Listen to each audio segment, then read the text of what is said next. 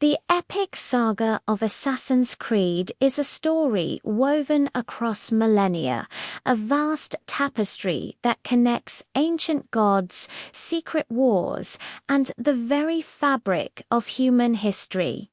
It's more than just a game. It's a conflict of ideologies fought on three distinct levels. The time of the Isu, the so-called gods who created humanity.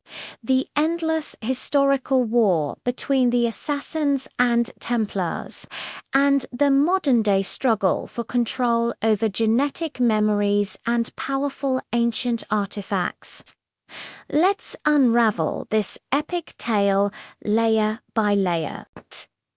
The entire universe of Assassin's Creed is built on the ruins of a precursor civilization.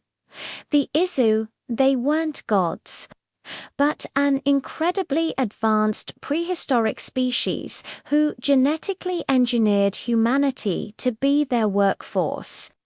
Figures we know from mythology, Jupiter, Juno, Minerva, were actually powerful Isu individuals.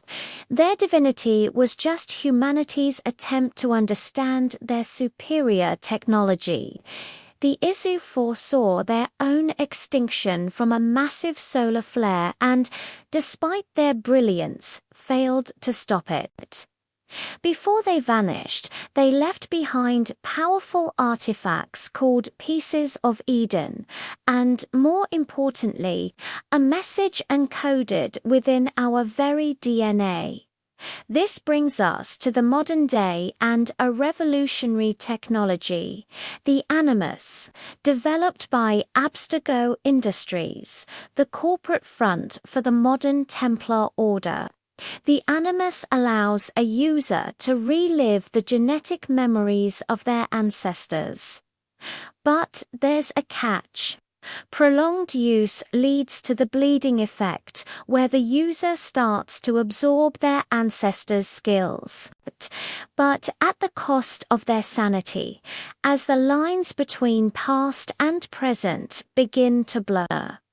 This is how Desmond Miles, our first modern hero, was able to become a master assassin so quickly. But the Isu had another trick up their sleeve for survival: reincarnation. Certain Isu, like Juno's husband Aita and the Norse Isu Loki, uploaded their consciousness into the human gene pool. Millennia later, this genetic code can activate in a descendant, creating a sage, a human who carries the memories and personality of an ancient Isu. This is the truth behind Basim ibn Ishaq, the hidden protagonist of the modern era. He is the reincarnation of Loki, and unlike other sages, he is fully aware of his past life, making him an incredibly intelligent and dangerous player in the great game. At the heart of this millennial-long war is a simple, yet profound, philosophical conflict: freedom versus control. The assassins champion absolute freedom. Their creed, "Nothing is true, everything is permitted," isn't a call to chaos, but a declaration that humans should be free to forge their own destiny, unburdened by the control of tyrants. They believe true peace comes from within, through education and self-determination. They work from the shadows to dismantle systems of oppression. On the other side are the Templars. They believe humanity is inherently flawed and incapable of governing itself. Their goal is to establish peace through order a world under their strict control, where humanity is guided towards a better life, whether they want it or not. In the modern age, they operate as Abstergo, using corporate and scientific might to hunt for pieces of Eden and enforce their vision of a perfect, controlled world. Before the Templars, there was the Order of the Ancients. Active long before the Assassins, this group worshipped the Isu as gods and sought to structure human society in their image. The official Assassin Brotherhood, however, was founded in Ptolemaic Egypt by Bayek of Siwa and his wife. After a personal tragedy, they formed the Hidden Ones to fight the Order of the Ancients from the shadows. While Bayek and Aya are the founders, the ideal asterisk of the assassin existed long before, with figures like Darius, the first wielder of the hidden blade, being honored as proto-assassins. The history of this war is told through the lives of legendary ancestors. First, there was Altia ibn Lahad during the Third Crusade. After a fall from grace, he reformed the Brotherhood, pulling them back into the shadows and expanding their influence globally.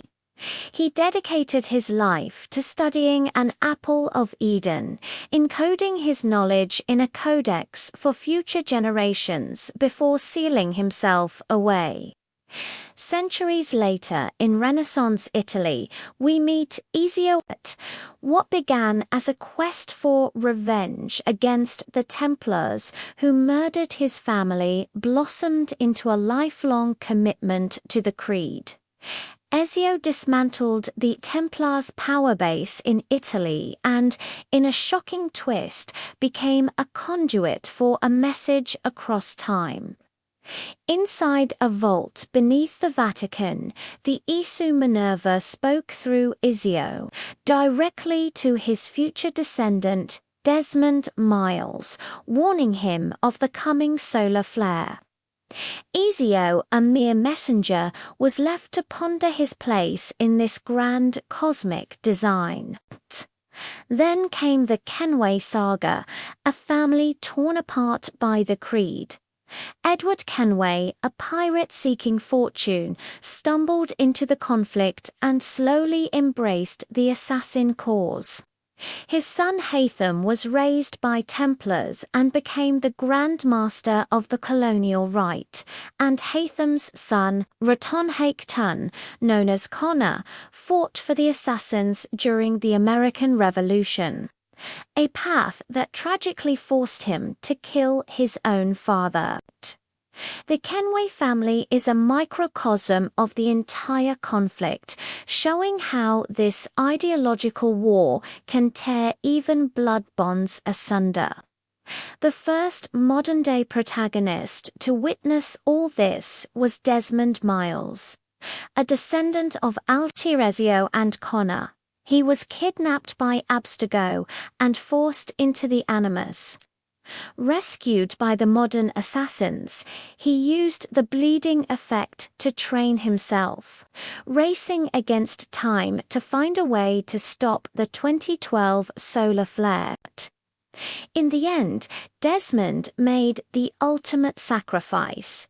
He activated an Isu device to save the world, but in doing so, he died and unleashed the consciousness of the malevolent Isu Juno.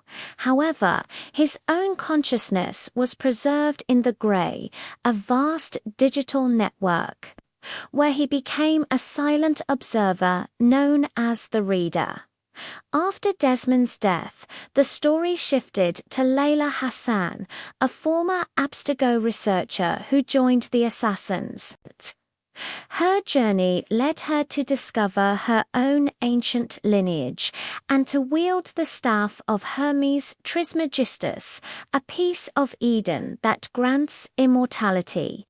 But the staff's power began to corrupt her. Ultimately, Layla entered the same Isu temple that Basim was trapped in.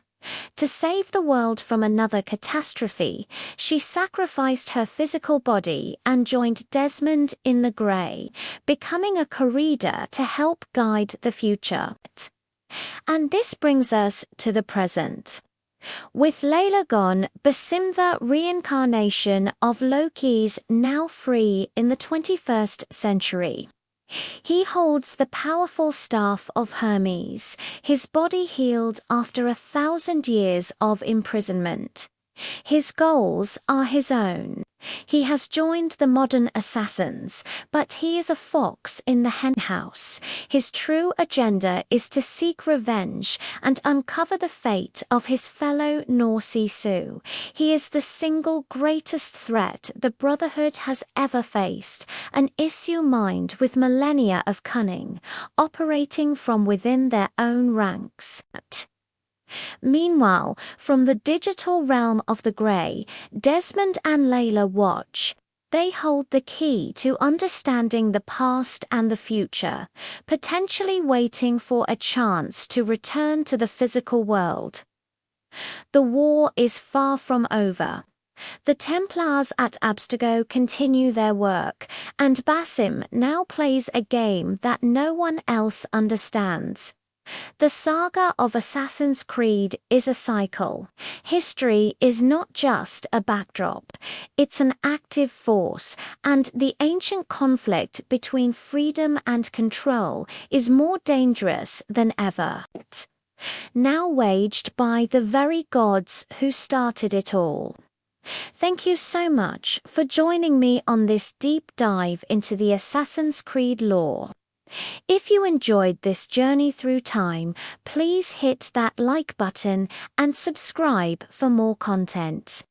Let me know in the comments which part of the story fascinates you the most. Until next time, stay legendary.